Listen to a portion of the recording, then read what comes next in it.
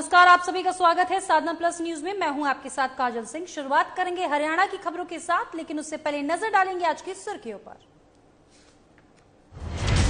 हरियाणा को मिला नया लोकायुक्त, राज्यपाल दत्तात्रेय बंडारू ने दिलाई शपथ। सेवानिवृत्त न्यायमूर्ति हरिपाल वर्मा ने संभाला लोकायुक्त का पद।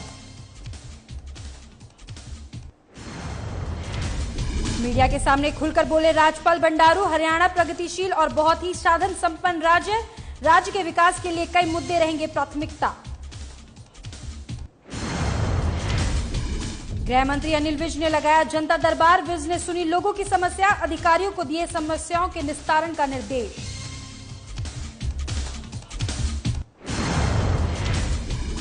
वहीं कुरुक्षेत्र में fit and flying gymnastic academy का शुरुआत। विधायक सुभाष सुधा ने किया शुभारंभ, बोले खिलाड़ियों के लिए सरकार संकल्पित।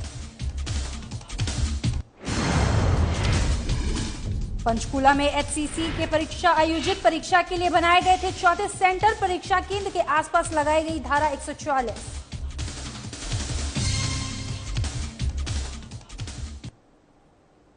अब खबर विस्तार से। हरियाणा को नया लोकायुक्त मिल गया है। राज्यपाल दत्तात्रेय बंडारू ने शनिवार को सेवानिवृत्त न्यायमूर्ति हरिपाल वर्मा को पद एवं गोपनीयता की शपथ दिलाई है। बता दें कि शपथ ग्रहण समारोह राजभवन में आयोजित हुआ।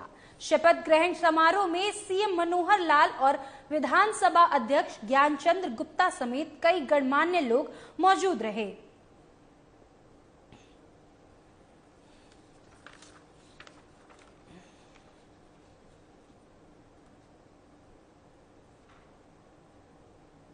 इसके बाद राज्यपाल बंडारू मीडिया से रूबरू हुए और बातचीत में कहा कि हरियाणा प्रगतिशील और बहुत ही साधन संपन्न राज्य है और देश में कई विषयों में आगे है। हरियाणा और आगे बढ़ सके, इसीलिए उनकी कुछ प्राथमिकताएं हैं, जिसमें शिक्षा, स्वास्थ्य, रोजगार और उन्नत कृषि शामिल है। इसके बाद राज्यपाल ने कहा कि हमने पहली बार विश्वविद्यालयों के कुलपतियों और कुलसचिवों की एक दिन की कार्यशाला शुरू की है, जिसमें सीएम और शिक्षा मंत्री भी भाग लिया और तकनीकी संस्थाओं के लोगों ने भी भाग लिया।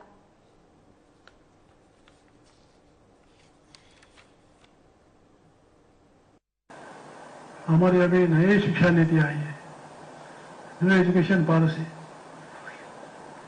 ये काफी बहुत ही काम करने वाली है। नई शिक्षा नीति एम्प्लॉयमेंट जनरेशन के लिए काफी योगदान दे सकती है। नई शिक्षा नीति जो शिक्षा में रोजगार के रूप में परिवर्तन करना और शिक्षा को नैतिक मूल्यों के आधार पर बढ़ाना और प्रोफेशनल एजुकेशन करना और टेक्नोलॉजी मोड से एजुकेशन चलाना और इंफ्रास्ट्रक्चर को बड़ा करना, ये जो नया शिक्षा नीति के जो मूल स्तंभ है, इसको हरियाणा में भी मुझे मुख्यमंत्री जी भी बताए कि 2025 तक हम लोग हरियाणा में इसको अमल करेंगे। वहीं अब रुख करते हैं अंबाला की ओर, जहां पर नेता और गब्बर के नाम से मशहूर गृह मंत्री अनिल विज स्वास्थ्य ठीक होने के बाद पूरी तरह सक्रिय हो गए हैं। शनिवार को भी अपने आवास पर अनिल विज ने जनता दरबार लगाया और लोगों की समस्याओं को सुना। मौके पर ही अधिकारियों को समस्याओं के निस्तारण का निर्देश भी दिए। बता दें कि हाल ही में अनिल विज की स्वास्थ्य खराब चल रहा था, जिसके बाद उन्होंने कई दिनों तक अस्पताल में रहकर अपना इलाज करवाया। ठीक होने के बाद वो सीधे सचिवालय चले गए थे और काम को लेकर सक्रिय हो गए थे।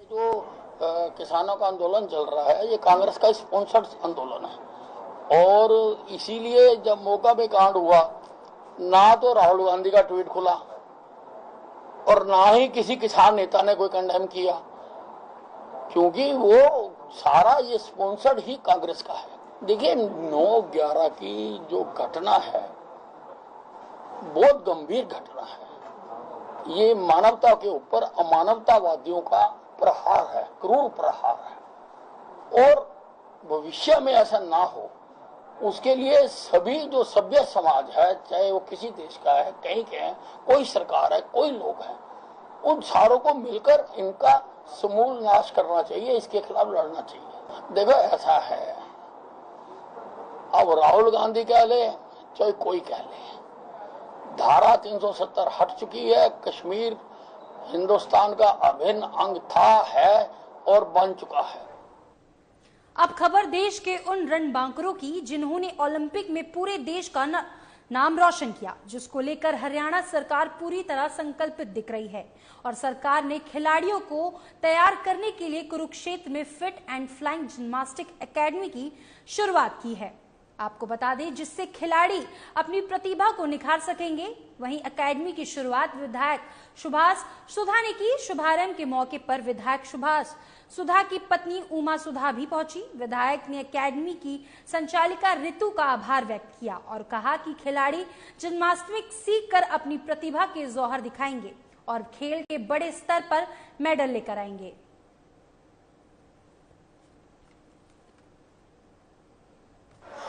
पहले तो सर मैं जितने भी अतिथिगण आए हैं मैं उन सभी का स्वागत करती हूँ और जो बच्चों का डेमोन्स्ट्रेशन था वो बहुत ही अच्छा हुआ है। हमारा यही था कि हम एक जिम्नास्टिक्स जो है कुरुक्षेत्र में इंट्रोड्यूस कर पाएँ, कि लोग जानने पाएँ कि जिम्नास्टिक्स है क्या, ठीक है, और स्पोर्ट्स के लिए भी एक जो लोगों का व्यू है वो चेंज हो सके, ठीक है। और हमारा बेसिक ये है कि हेल्थ की तरफ लोगों को, ठीक है ना, कि ताकि सारे हम एक्चुअली क्या है कि सर सभी बेसिक्स कंपोनेंट्स पे जैसे काम कर सके बच्चों के, ठीक है। और हमारा भी सेम ऐसा ही गोल है कि हम जो बड़े लेवल के लिए जैसे इंटरनेशनल लेवल प्लेयर हैं उनसे बच्चे मोटिवेट होकर हमने यहाँ पर छोटे छोटे बच्चों के लिए, ताकि बॉडी सिस्टम से डिसिप्लिन रहे और बीमारियां ना लगें, खासकर इस कोरोना काल में इसको शुरू किया है कि 2 साल का बच्चा, 3 साल का बच्चा जिम्नास्टिक के माध्यम से शरीर को अपने ठीक करे, सेहतमंद बने, कोई बीमारी इनको ना लगे। ये कार्यक्रम ग्रीनफील्ड पब्लिक स्कूल में मिस ऋतु भारती जो जिम्नास्टिक की ट्रेनर है उसके द्वारा शुरू किया गया और शहर के बच्चों को बहुत अच्छे तरीके से यहाँ पर शिक्षा दे रहे हैं ताकि ये बड़े होके अपने शरीर को कंट्रोल में रख सकें। मैं सर्वप्रथम ग्रीन फूड के हमारे ओनर हैं, हमारे नाम का कृष्ण गुप्ता जी का धन्यवाद करूँगा। स्पेशल यहाँ पर हमारी एक अम्बाला से हमारी बेटी ऋतु जिसने यहाँ पर जिम्नास्टिक एकेडमी खोली है और छोटे बच्चों को देखिए किस प्रकार से 3 साल के 4 बच्चों को इस एकेडमी के माध्यम से जिम्नास्टिक सिखाई जा रही है। और मैं देखा तो मैं यही रिक्वेस्ट करूँगा, एक कुरुक्षेत्र का सौभाग्य है इस प्रकार के आज ओलंपिक के अंदर किस प्रकार से पूरे वर्ल्ड के अंदर हमारा नाम हमारे बच्चों ने आज रोशन किया। तो इन एकेडमियों के माध्यम से ही आज बच्चे ट्रेन होंगे, ये ओलंपिक खेलेंगे, मैं दावे से कहता हूँ। और मैं खास तौर पे ग्रीनफील्ड स्कूल का भी धन्यवाद करूँगा जिन्होंने यहाँ पर अपना स्पेस दिया। ऋतु मैडम जो अम्बाला से आई हैं, इनको कुछ और भी अगर यहाँ फैसिलिटी चाहिए होगी तो हम हमेशा इनके साथ हमेशा यहाँ तैयार रहेंगे। धन्यवाद। आज हम यहाँ पे ये सेंटर देख के बहुत अच्छा लगा कि इस स्कूल में भी जिम्नास्टिक्स बहुत अच्छे से प्रमोट हो रही है और ऊपर से जो चला रहे ऋतु भारती मैम, वो सीनियर प्लेयर भी है, अच्छी प्लेयर है और वो अच्छे से एकेडमी को आगे बढ़ाएंगी एंड ऑल द बेस्ट कहूँगी। बच्चे की परफॉर्मेंस बहुत अच्छी थी तो आगे बढ़े, ऑल द बेस्ट। एकेडमी खोली है एकेडमी, हाँ क्या वही एकेडमी बढ़िया है, ट्रेनिंग की पैटर्न शायद अच्छा है क्योंकि जो जिनकी एकेडमी है, जो यहाँ पे कोच है वो सीनियर प्लेयर थी, तो ऋतु दीदी को हम जानते भी है, सीनियर है हमारी दीदी, नेशनल मेडलिस्ट भी है। इसके बाद धर्म नगरी में ताइक्वांडो चैंपियनशिप 2021 की शुरुआत हुई है, जिसका आयोजन कुरुक्षेत्र जिला ताइक्वांडो एसोसिएशन द्वारा किया गया। इस प्रतियोगिता में जूनियर, सब जूनियर और कैडेट स्तर के खिलाड़ी भाग ले रहे हैं और नन्हे खिलाड़ी भी अपनी प्रतिभा दिखा रहे हैं। बता दें कि विजेता खिलाड़ी 18 से 20 तारीख को अंबाला में होने वाले स्टेट चैंपियनशिप में भाग लेंगे। सचिव अजय कुमार ने बताया कि कुरुक्षेत्र में आयोजित चैंपियनशिप में करीब 150 बच्चों ने भाग लिया है।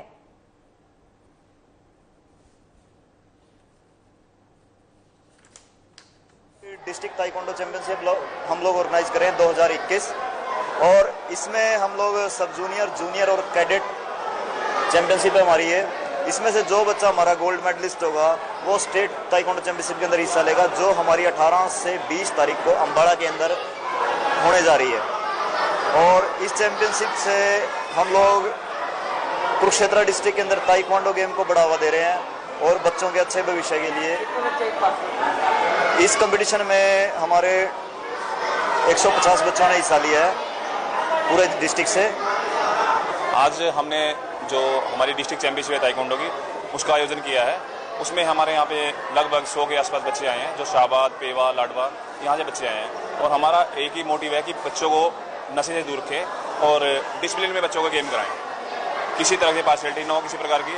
और हमारे बीच में जो हमारे गेस्ट आए हैं अम्बाला से, श्री अशोक शर्मा जी, जो हमारे सेक्रेटरी साहब के ब्रदर हैं, और उनके बेटे आए हैं सामने। और एक हमारे यहाँ पे जो पुराने ब्लैक बेल्ट प्लेयर हैं जीत राम सैनी जी, वो भी आए हैं।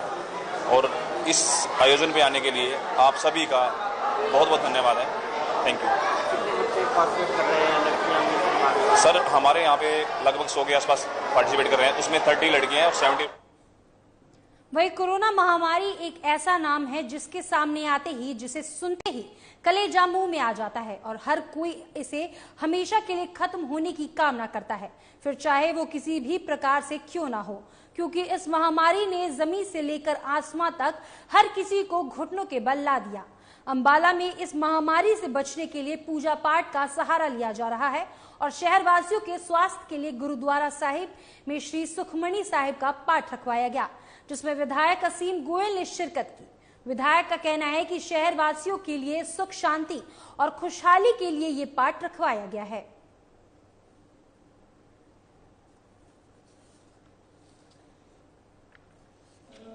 कोरोना महामारी ने पूरे संसार के अंदर एक ऐसा जीवन को अस्त व्यस्त किया, 1.5 साल लगभग हो गया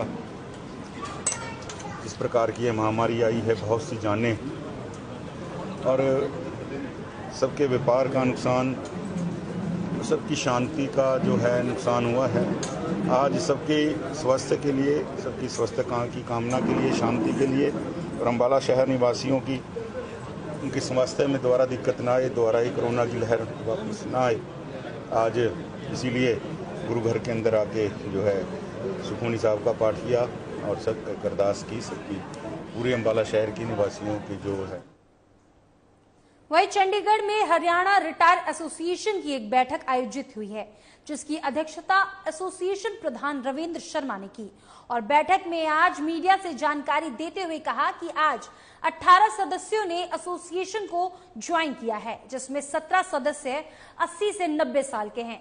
रिटायर अधिकारी रविंद्र शर्मा का कहना है कि हमारी हरियाणा सरकार रिटायर एसोसिएशन है, जो कि रिटेलर ऑफिसर की सुविधा पर काम करती है और सरकार को लेकर जनता के हितों में भी काम करती है। कुछ बातें ऐसी होती हैं जिस पर सरकार ध्यान नहीं देती, उनका ध्यान आकर्षित करते हैं।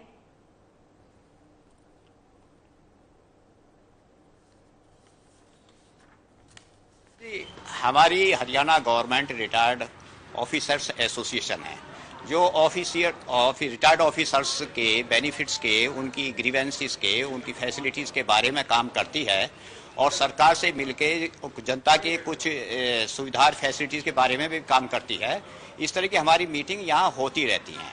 इसके बारे में जो ज़्यादा डिटेल बताएंगे वो हमारे इस एसोसिएशन के प्रधान माननीय श्री रविंद्र शर्मा जी हैं, वो यहाँ पर आपके सामने हैं और वो इसके बारे में डिटेल में बताएंगे कि क्या हमारी एसोसिएशन के ऑब्जेक्ट्स हैं और क्या इसके दूसरे काम हैं।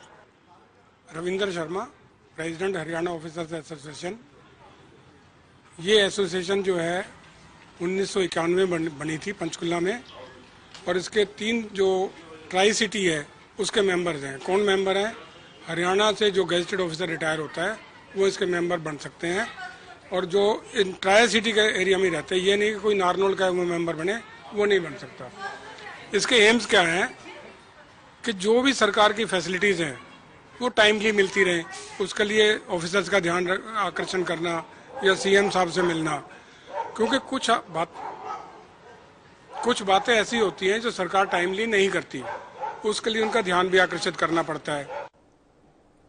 वहीं हरियाणा में एचसीएस परीक्षा 2 चरणों में आयोजित हुई। पंचकुला में परीक्षा के लिए 34 सेंटर बनाए गए। पुलिस अधिकारी ने जानकारी देते हुए कहा कि पारदर्शिता को लेकर पुलिस प्रशासन पूरी तरह से मुस्तैद रहा और प्रदेश में परीक्षा शांतिपूर्ण संपन्न हुई और प्रशासन ने धारा 144 लगा रखी थी और परीक्षा केंद्र से 200 मीटर पहले पुलिस ने नाके लगाए थे। परीक्षा केंद्र जाने से पहले महिलाओं के कानों की बालियां और पर्स भी उतारे गए, वहीं युवाओं के पास से पैसे और बेल्ट भी निकाल दी गई।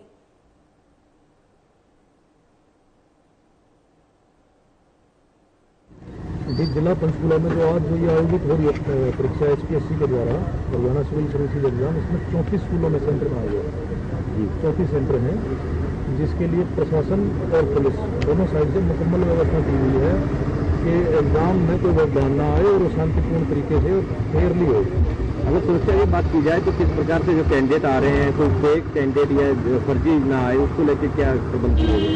क्योंकि उसके लिए जो HPSC ने और प्रशासन ने जो गाइडलाइंस जारी की हैं उसके मुताबिक उनकी फिजिकल चेकिंग वो सारी चीजें हो रही हैं और ये इंश्योर किया जाएगा कि कोई गलत जो है आदमी ना आए। तो कितने कर्मचारी जो है एक परीक्षा केंद्र पर लगाया गया है? जरूरत के अनुसार जो है जहाँ पे 2 सेंटर्स हैं वहाँ पे ज्यादा है, 10 हैं। दूसरी ओर अंबाला में परीक्षा के दौरान कई चूक सामने आई हैं। अंबाला में HCS और नीट की परीक्षाओं का आयोजन किया गया, जिसमें काफी दूर से विद्यार्थी तैयारी करके परीक्षा देने आए थे और मौसम खराब होने के कारण काफी बच्चों को प्रशासन की सख्ती और मुसीबत का सामना करना पड़ा। जैसे यहाँ लगा है कि इन्होंने बिल्कुल नजदीक 5 सेंटर बनाए हैं, बच्चे बड़े कंफ्यूज थे। कम से कम जिसने भी अरेंज किया है पेपर, उसने देखना चाहिए कि इतने छोटे से एरिया में, जैसे आज बारिश भी थी और इतना कंजेस्टेड है, बच्चों को बड़ी प्रॉब्लम आई है। बच्चे इतनी मेहनत करके तैयारी करके आते हैं, अगर कोई बच्चा लेट हो गया तो इसकी जिम्मेवारी कौन लेगा बताइए आप? कम से कम ये जब हम पेपर के सेंटर बनाते हैं हमें ये देखना चाहिए कि किस एरिया में कहाँ पर सुटेबल है, बच्चे इजीली आ सकते हैं। अब देखो यहाँ पर इतने पुलिस, ये सारा डिपार्टमेंट खड़ा है, मौसम खराब है, यहाँ पर भीड़ लगी है। ये मेरे को ये पता लगा 5-6 सेंटर में यहीं बनाए हैं, हमें थोड़ा देखना चाहिए। ये थोड़ा रास्ते इतना कंजेस्टेड है, कैसे बच्चे आएंगे बताइए आप? हम चंडीगढ़ से आ रहे हैं, डेरा बस्सी में भैया 2 घंटे जाम लगा हुआ था। हमने पूरा जाम भाग के क्रॉस किया 2 से 2.5 किलोमीटर, वहाँ से आगे फिर दूसरी बस चेंज की, आगे फिर ऑटो लिया, ऑटो लेके यहाँ पे सेंटर पे पहुँचे। 2 मिनट लेट हुए बस, लेकिन इन्होंने एंट्री नहीं दी बिल्कुल भी। हाथ जोड़े, इनसे रिक्वेस्ट की और इनको सारी प्रॉब्लम बताई, लेकिन कुछ भी सुनने को तैयार नहीं है। बोल रहे हैं कि नहीं अब पेपर बट चुका है, पेपर कोई नहीं बटा हुआ, पेपर बटने में भी टाइम था, लेकिन बिल्कुल नहीं माना, हमारी कोई बात नहीं मानी और फिर गेट बंद करके वापस चले गए। मैं बाहर निकाल दिया, पुलिस वालों को बोला कि बाहर निकाल दो इनको। तो इतने टाइम बाद एग्जाम होता है, अगर हमारी कमी है इसमें, कोई हमारी कोई गलती है? हम वहाँ से आ रहे हैं, वहाँ पे एक्सीडेंट हो रखा है, आपका प्रशासन ने उसको एक्सीडेंट को हुआ है वहाँ पे, तो वो ट्रैफिक को उसको क्लियर कराओ वहाँ पे। सर मेरे पास ओरिजिनल ID नहीं थी, इस वजह से मुझे जाने नहीं दिया अंदर, और मैं टाइम पे थी। मैंने बोला भी था कि लास्ट में मैं दिखा दूंगी सब कुछ, मेरे से लिखवा लो, चाहे कोई भी समस्या आएगी मैं उसका जवाब देने के लिए तैयार हूँ बाद में, अगर कुछ भी होगा तो। लेकिन इन्होंने मेरे को जाने नहीं दिया अंदर। इनकी हायर जो अथॉरिटी थी उन्होंने बात करने से बिल्कुल मना कर दिया, और मेरी इतने साल की तैयारी है, मेरा पिछली बार मैं इंटरव्यू तक गई थी। और अब अंत में यमुनानगर में एक ऐसी खबर जिसका सरोकार हमसे है, आपसे है, जिसकी जरूरत डिजिटल जमाने में हर किसी को है। ये आजकल जीवन का अभिन्न हिस्सा बन चुका है। यमुनानगर में एक 7वीं छात्र गौरव का राष्ट्रपति का मेहमान बनने का गौरव प्राप्त होगा।